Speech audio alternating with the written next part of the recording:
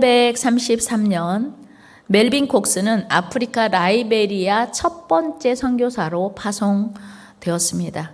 그는 당시 백인의 무덤으로 알려졌던 서아프리카로 갔습니다. 그가 그곳에 복음을 들고 가겠다고 이야기했을 때 많은 사람들이 만류했습니다. 사람들은 그가 라이베리아로 가는 것은 죽음의 길로 가는 것이다. 특별히 백인이 그곳에 가는 것은 결코 살아남을 수 없다고 말했습니다. 그러나 콕스는 기도하는 가운데 하나님의 음성을 듣고 자신의 목표를 분명하게 했습니다. 웨슬리언 대학의 한 학생은 그에게 이렇게 말했습니다. 당신이 그곳에 꼭 가려고 하면 차라리 관을 가지고 가세요. 관을 하나 미리 준비해 가지고 가는 것이 좋을 것입니다. 라고 하는 비웃는 그런 소리도 있었습니다. 그러나 콕스는 그 학생에게 내가 만약 아프리카에서 죽는다면 나의 묘비에 이런 글을 써주세요. 아프리카가 주님 품으로 돌아온다면 나는 죽음이 두렵지 않다. 이 선교는 그 어떤 이유로도 포기할 수 없다. 수천 명이 쓰러질지라도 아프리카는 구속되어야 한다. 실제로 그는 라이베리아에 도착한 지 5달도 채 되지 않은 채 하늘나라로 갔습니다. 그러나 그의 증언은 아직도 우리에게 생생하게 남아 있습니다. 여러분, 지금 전 세계에 나가서 복음을 전하고 있는 선교사님들이 수십만 명인데요. 그들은 자기와 아무 상관없는 그야말로 낯설고 물서른 곳에 가서 자기 생애를 다 바쳐서 젊음과 시간과 열정과 물질을 다 쏟아가며 그 영혼들을 구원하기에 힘쓰고 있습니다. 지금 전 세계 인구가 약 80억 명이라고 해요. 80억.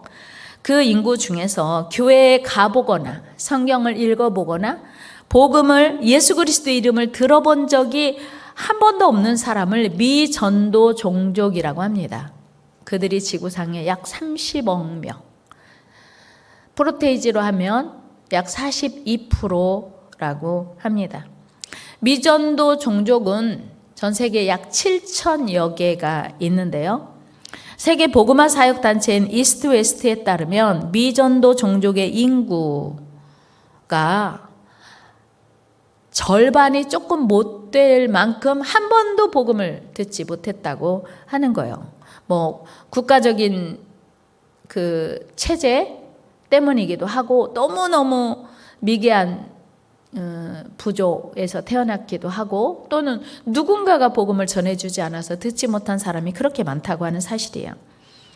미스트웨스트의 설립자인 존 메이셀은 자신의 블로그에 이렇게 말했습니다. 하나님의 백성이 복음을 위해서 기꺼이 위험을 감수할 때 궁극적으로 영광을 얻게 된다. 하나님의 가장 큰 기쁨은 그분의 자녀들이 믿음으로 안전한 배에서 나와 그분을 만나고 그분의 인도를 따르는 것이라고 했습니다. 여러분, 전 세계에 지금도 여전히 30억 명이 넘는 미전도 종족이 있다는 것을 생각하면 선교사님들이 더 많이 일어나고 그리고 더 많은 후원을 해야겠다 이런 생각을 하게 됩니다. 지금 전 세계에 파송되어 복음을 전하는 선교사님들, 그들은 왜 그 귀한 젊음과 시간과 열정과 그리고 그 귀한 재정을 그 낯선 곳, 그 미지의 땅, 모든 것이 열악한 나라에 다 부어서 복음을 전하고 있을까요? 그것은 오직 하나, 온 세상의 왕 되신 하나님의 명령이요, 온 세상 만민을 구원하기 위해서 십자가 지고 죽으신 예수님의 최후의 명령이기 때문입니다. 오늘 본문은 우리 예수님께서 부활하신 후 승천하시기 전 그의 사랑하시는 제자들에게 주신 마지막 명령입니다. 19절을 보면 이렇게 말씀하고 있습니다. 그러므로 너희는 가서 모든 민족을 제자로 삼아 아버지와 아들과 성령의 이름으로 세례를 베풀고 너희는 가서 모든 민족을 제자로 삼으라고 말씀하셨습니다. 그렇습니다. 오늘 예수님을 믿는 우리 역시 주님의 제자로서 전도가 당연한 도리요 사명임을 기억해야 합니다. 우리의 사명은 아직 믿지 않는 우리의 이웃은 물론 모든 민족, 모든 열방을 주님의 제자로 삼아야 합니다. 이것이 하나님의 소원이요 이 땅에 오신 예수님의 목적이기 때문이에요. 예수님의 십자가는 여기 있는 우리만을 구원하기 위해서 결코 지신 것이 아니라고 하는 거예요. 더 많은 영혼들, 더 많은 민족, 더 많은 사람들을 구원하기 위해서 예수님이 십자가에 죽으셨다고 하는 거예요. 그래서 우리는 우리 주변에 있는 아직 믿지 않는 많은 영혼들을 사랑하며 우리의 친구와 친척과 이웃을 구원하는 것은 물론 모든 민족, 모든 열방을 주님의 제자로 삼아야 합니다. 이것이 하나님의 소원, 하나님의 열정입니다. 여러분, 사도 바울이 주님을 만난 이후에, 부활의 주님을 만난 이후에 한 일이 무엇이었습니까? 그는 가장 먼저 복음을 전했습니다. 사도행전 9장으로 가봅니다. 시작. 사울이 다메섹에 있는 제자들과 함께 며칠 있을새 즉시로 전파하니, 예수가 하나님의 아들이시며 유대교인이었던 사울이 예수 부활의 주님을 만난 이후에 예수가 그리스도이심을 전하게 되었어요. 복음을 전하게 되었다는 것입니다.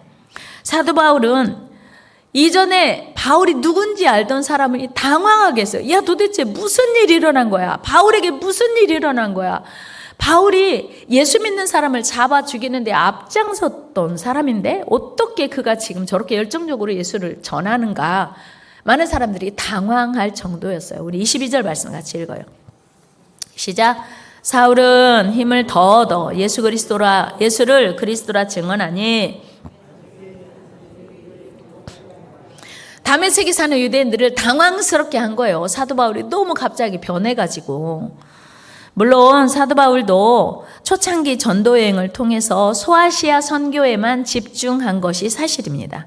그러니까 유럽과 전 세계 영혼들을 구원할 눈을 뜨지 못할 때는 그 소아시아 지역에 머무르면서 복음을 전했습니다. 그러나 성령의 인도하심 따라 마게도냐 청년의 환상을 보고 난 이후에 그의 발걸음은 전 유럽을 향해서 복음을 전하게 되었습니다. 사도행전 16장입니다. 시작. 밤에 환상이 바울에게 보이니 마게도냐 사람 하나가 서서 그에게 청하여 이르되 마게도냐로 건너와서 우리를 도우라 하거늘, 바울이 그 환상을 보았을 때 우리가 곧 마게도냐로 떠나기를 힘쓰니 이는 하나님이 저 사람들에게 복음을 전하라고 우리를 부르신 줄로 인정함이러라. 아멘.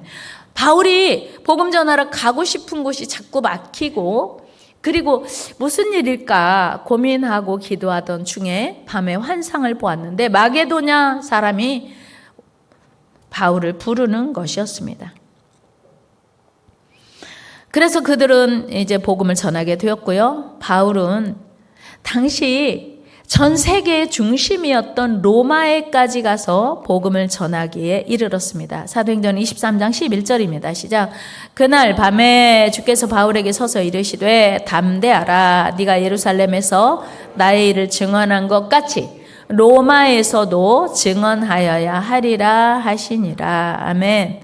물론 사도 바울은 세계 곳곳에 복음을 전하기 위해 수많은 장애물들과 고난과 역경과 시련과 핍박과 때로는 죽음까지도 견뎌야 했습니다.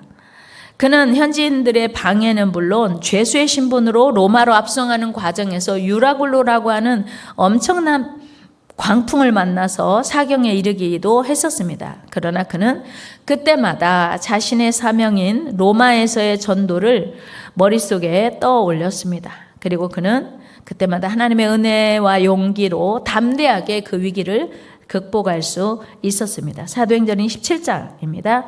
시작. 내가 너희를 권하노니 이제는 안심하라. 너희 중 아무도 생명에는 아무런 손상이 없겠고 오직 배뿐이리라. 내가 속한 바 곧 내가 섬기는 하나님의 사자가 어젯밤에 내 곁에 서서 말하되 바울아 두려워하지 말라. 내가 가이사 앞에 서야 하겠고 또 하나님께서 너와 함께 항해하는 자를 다 네게 주셨다 하였으니 그러므로 여러분이여 안심하라. 나는 내게 말씀하신 그대로 되리라고 하나님을 믿노라. 아멘. 276명이 탄 그 배가 파선 지경에 이르렀을 때 바울이 그의 배에 탄 많은 사람들에게 확실하고 분명하게 말하는 거예요. 하나님이 어젯밤에 내게 말씀하셨는데 우리 생명에는 지장 없고 다만 배만 파선할 거다. 이렇게 자신 있게 선포할 수 있었습니다. 왜요? 바울은 로마에 가서 복음을 전해야 될 사명이 있었기 때문에 아직은 죽지 않는다라고 확실히 말할 수 있었던 거예요. 다 같이 한번 합시다. 사명이 있는 한 죽지 않는다. 여러분, 오늘 하나님께서 우리에게 원하시는 사명이 무엇인지 분명하고 선명하게 다시 확인하고 그 사명 이루기 위해서 최선 다하는 저와 여러분 되기를 축복합니다. 뿐만 아니고 바울은 순교 당하기 전까지 가택연금 상태였어요. 그러니까 우리가 생각하는 감옥에 수감되었던 게 아니고 민간인 주택에서 거주하면서 이제 출입의 자유는 없지만 사람들도 만나고 또 이렇게 복음을 전할 수 있었습니다. 바울은 그 가택연금된 상태에서도 최선을 다해서 복음을 전했다는 사실을 우리는 성경을 통해서 확인합니다. 사도행전 28장 읽어요. 시작. 바울이 온 이태를 자기 셋집에 머물면서 자기에게 오는 사람을 다 영접하고 하나님 나라를 전파하며 주 예수 그리스도에 관한 모든 것을 담대하게 거침없이 가르치더라. 아멘. 바울은요, 자기 생명이, 자기 사명이 무엇인지 알았기 때문에 생명이 다하는 날까지, 그 순간까지 복음 전하는 일에 최선을 다했습니다. 그뿐 아닙니다. 하나님은요, 그렇게 싫다고 안 한다고 못한다고 거절하고 거부하던 요나에게 찾아가셔서 너는 니느웨에게 가서 복음을 전해야 돼 라고 이제 사명을 주셨습니다. 요나서 1장 1절 2절 읽어 시작. 여호와의 말씀이 아미떼 아들 요나에게 임하니라. 이르시되 너는 일어나 저 큰 성읍 니느웨로 가서 그것을 향하여 외치라. 그 악독이 내 앞에 상달되었음이니라 하시니라. 아멘. 요나가 가라고 받은 사역지가 어디였냐면 니느웨였어요. 니느웨는요, 요나는 북이스라엘 출신인데 니느웨는 아수르 북이스라엘을 공격하고 북이스라엘을 이제 그 압박하는 적대국이었어요. 그 적대국 아수르의 수도가 니느웨였어요. 그러니까 요나는 하나님 전 못합니다. 전 안 갑니다. 왜 하필 우리의 원수요, 우리의 맞수인, 우리를 괴롭히는 그 땅에 그 영혼들을 구원해야 합니까? 저는 못 갑니다. 안 갑니다. 거절했어요. 그리고 그들은 죽어도 쌉니다. 우리를 얼마나 괴롭혔는데 왜 하나님은 그들을 구원하려고 합니까? 요나는 그들을 구원하는 게 너무 싫었어요. 그래서 니느웨로 가지 않고 하나님의 사명을 저버리고 하나님의 얼굴을 피하여 오히려 정반대인 다시스로 가는 배를 탔습니다. 그러나 하나님의 열정은 하나님의 사명을 저버리고 도망치는 요나를 끝까지 따라가셔서 요나가 탄 배가 가는 길에 큰 풍랑을 보내셨습니다. 마침내 요나는 제비 뽑기 과정을 통해서 풍랑이 몰아치는 바다에 던져집니다. 그리고 바닷속에서 이제 요나는 하나님이 예비하신 큰 물고기 배 속에 들어가서 회개합니다. 하나님 살려주시면 가겠습니다. 요나의 사명은 니느웨를 구원하는 것이기에 요나가 거절하고 거부해도 하나님은 끝까지 요나를 니느웨에 보내기를 원하셨던 것입니다. 그런데 여러분, 신기하게도 요나는요, 기뻐서 복음 전한 게 아닙니다. 요나는 행복해서 열정적으로 복음 전한 게 아니에요. 여러분, 하나님이 그러시는데 앞으로 40일 후에 여러분들이 회개하지 않으면 이 성을 멸망시킨다고 했습니다. 정말 성의 없이 복음을 전했어요.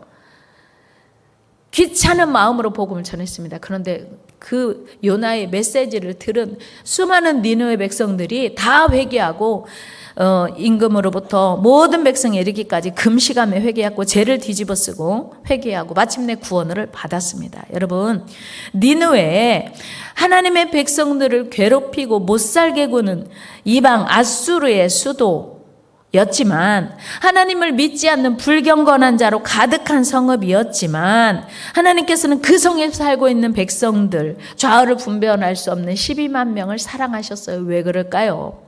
하나님의 피조물이기 때문이에요. 저 김정은은 누가 만들었을까요? 여러분, 푸틴은 누가 만들었을까요? 우리가 생각할 때 저 사람은 지구상에 필요 없는 사람 아니야?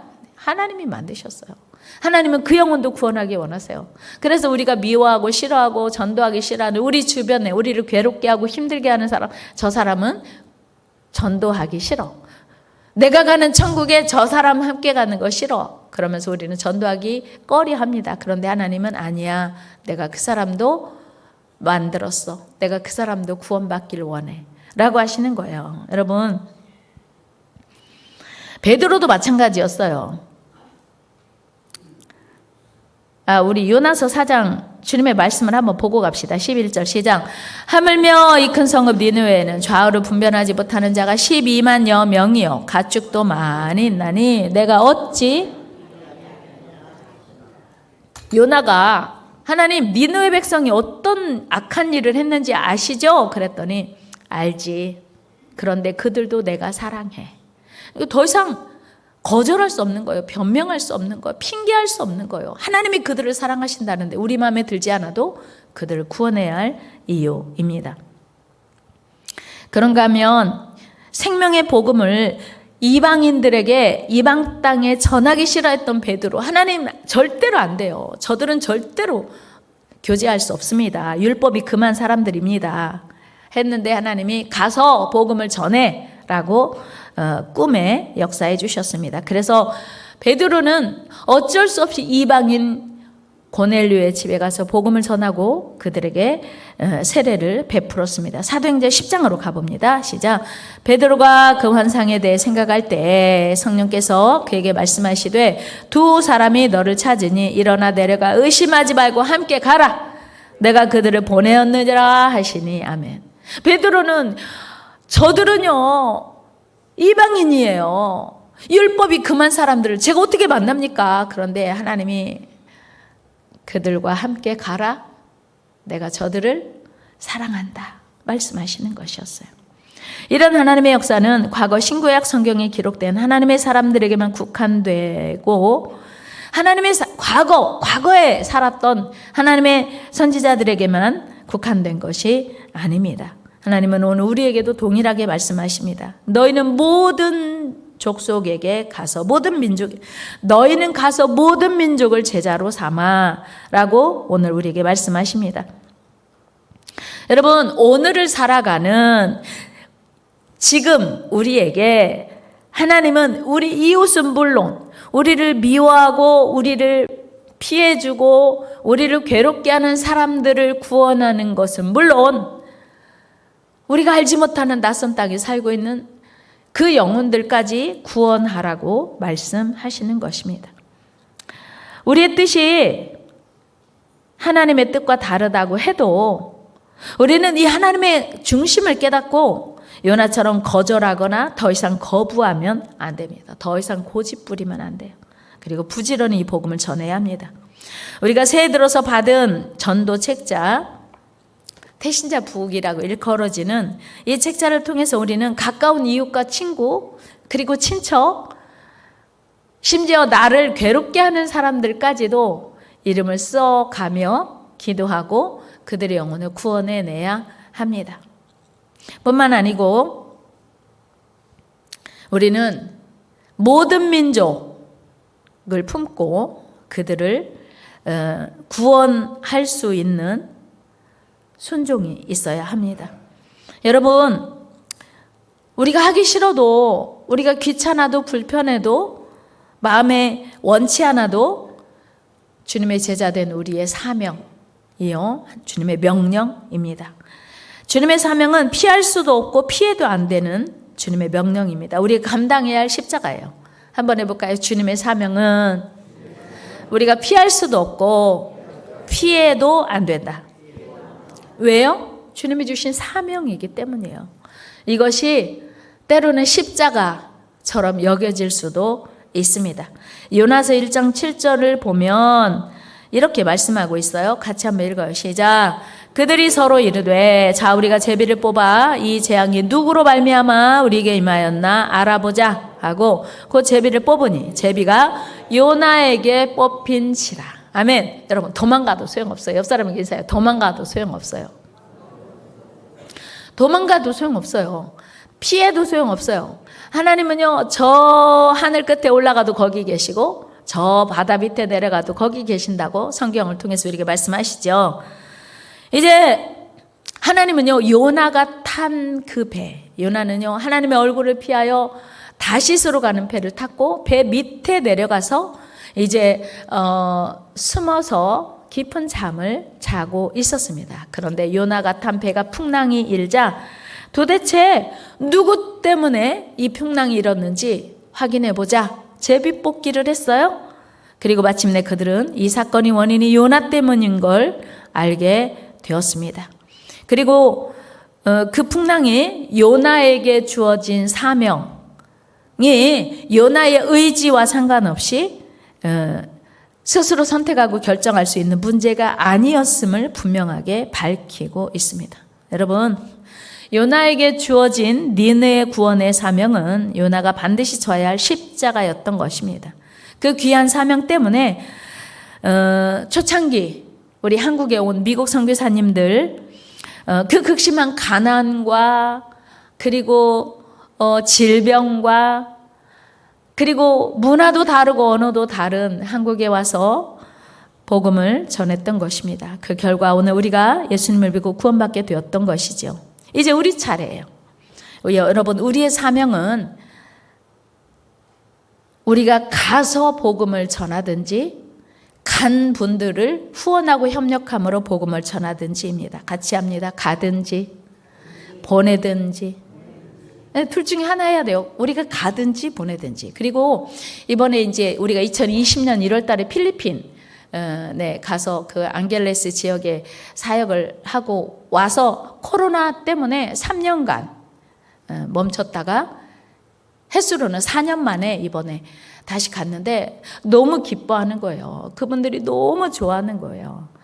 야, 진짜 단기 선교 매년에 갈 수 없지만 예전에 우리가 경년으로 갔거든요. 근데 지금 코로나에 막혀서 4년 만에 갔는데 너무 기뻐하고 정말 자주 오세요. 그들이 활기를 찾는 걸 보고 쉽지 않아요. 재정도 많이 소요되고 또 준비하는 과정 이런 여러 가지 어려운 일들이 많지만 정말 단기 선교라도 우리가 다녀오는 게 참 필요하구나 그런 생각했습니다. 어쨌든 우리의 사명이 가든지 보내든지예요. 이것을 기억하시고 2024년 여러분 새해를 시작하면서 좀 더 적극적으로 하나님의 명령인 이 전도 또 선교에 동참할 수 있기를 바랍니다. 말씀을 마무리하면서 1904년 영국 국왕 에드워드 7세가 구세군을 창설하여 가난한 자들에게 복음을 전하고 희망과 용기를 주고 복지 혜택을 준 윌리엄 부스를 왕실로 초청을 했습니다. 그리고 그에게 물었습니다. 그대가 원하는 것이 무엇입니까? 왕으로 할 수 있는 모든 것을 다 지원하겠습니다. 그때 윌리엄 부스가 이렇게 말했습니다. 국왕 폐하, 제가 바라는 것은 오직 한 명이라도 더 구원하는 것입니다. 이것만이 저의 희망이요, 야망이요, 최대의 기쁨입니다. 여러분, 한 명이라도 더 구원하는 것이 하나님의 소원이요, 우리의 사명임을 기억하시고 새해를 시작하는 우리 모두가 한 명이라도 더 구원하는 일에 매진하는 2024년 새해 되기를 주의 이름으로 축복합니다.